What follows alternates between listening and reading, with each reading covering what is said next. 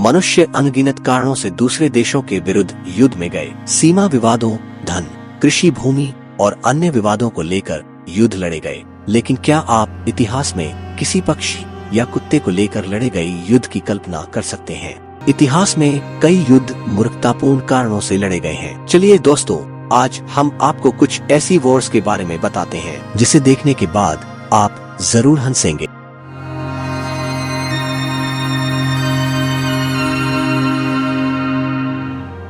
कैलिगुला एक प्राचीन रोमन सम्राट ने एक बार समुद्र के खिलाफ युद्ध की घोषणा की थी। कैलिगुला का इरादा ब्रिटेन के ग्रीन आइलैंड को जीतने का था। चारों ओर से आक्रमण कर उसे रोम के अधिकार में लाने की योजना बना रहा था। वह इटली से फ्रांस होते हुए तट पर पहुंचा।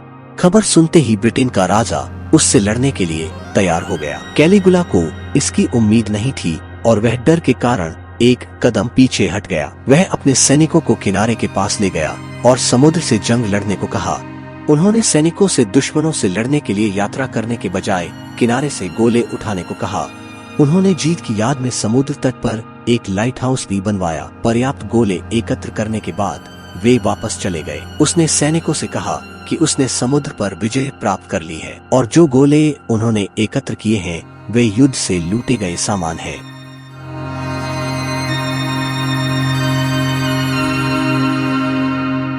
(1859) में एक सूअर की गोली मारकर हत्या किए जाने पर युद्ध की घोषणा कर दी गई। ब्रिटेन, अमेरिका और स्पेन के बीच विवादित सैन जुआन द्वीप समूह में क्षेत्रीय नियंत्रण को लेकर तनाव बढ़ गया। एक अमेरिकी द्वारा सूअर को गोली मारने के बाद झड़प शुरू हो गई, जो गतिरोध में बदल गई, जिसे सूअर युद्ध कहा गया। दोनों पक्षों ने सैन्य कार्रवाई की धमकी दी।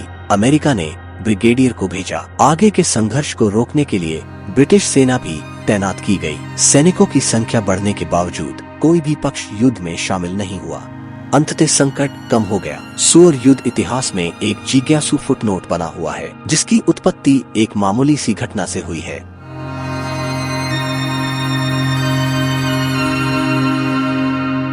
फुटबॉल मैच में डिफीट होने पर कुछ छोटे मोटे झगड़े हो सकते हैं, लेकिन क्या आपने कभी सुना है कि फुटबॉल मैच में असफलता के बाद दो देशों ने एक दूसरे के खिलाफ युद्ध की घोषणा की हो? 1969 में विश्व कप प्लेऑफ के दौरान अल साल्वाडोर और होंडुरास के बीच तनाव बढ़ गया। साल्वाडोर के लोग होंडुरास चले गए थे, जिससे स्थानीय लोगों में नाराजगी थी। जब होंडुरास पहला मैच हार गया तो साल्वाडोर वासियों के खिलाफ दंगे भड़क उठे। दूसरे मैच में होंडुरास ने सुनिश्चित किया कि साल्वाडोर के खिलाड़ी आराम नहीं कर सके, जिससे उनकी हार हुई। 3 सप्ताह बाद फुटबॉल प्रतिद्वंद्विता के कारण शत्रुता युद्ध में बदल गई। संघर्ष ने इस बात पर प्रकाश डाला कि कैसे खेल राजनीतिक और सामाजिक तनावों से जुड़ सकते हैं, जिससे खेल क्षेत्रीय संघर्ष का प्रतीक बन सकता है।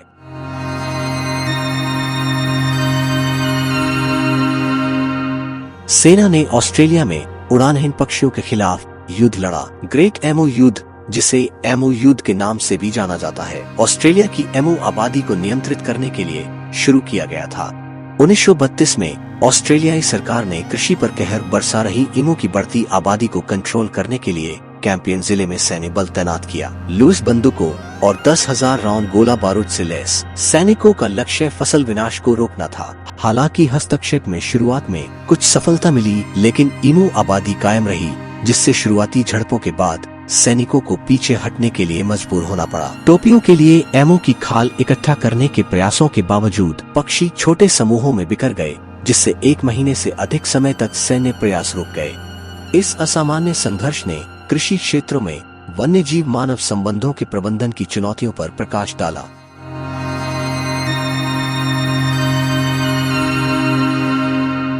चीन में ताइपिंग विद्रोह एक निराश सिविल सेवा परीक्षा उत्तीर्ण कर पाने वाले अभ्यर्थी के बेतुके दावे के कारण शुरू हुआ, जो ईसाई शिक्षाओं से प्रभावित था और उसने कहा था कि वह ईसा मसीह का छोटा भाई था।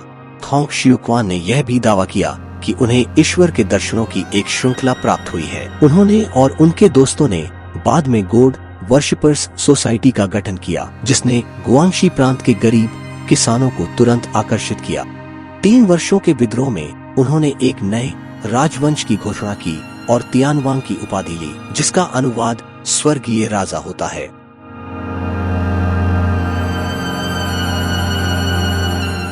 तो दोस्तों, आपको ये एपिसोड कैसा लगा? अगर आप इसकी दूसरी एपिसोड देखना चाहते हैं तो कमेंट बॉक्स में जरूर बताएं। इसके साथ हम आपसे विदा लेते हैं। ऐसी एक अनोखी कहानी के साथ जल्द ही आपसे मुलाकात होगी।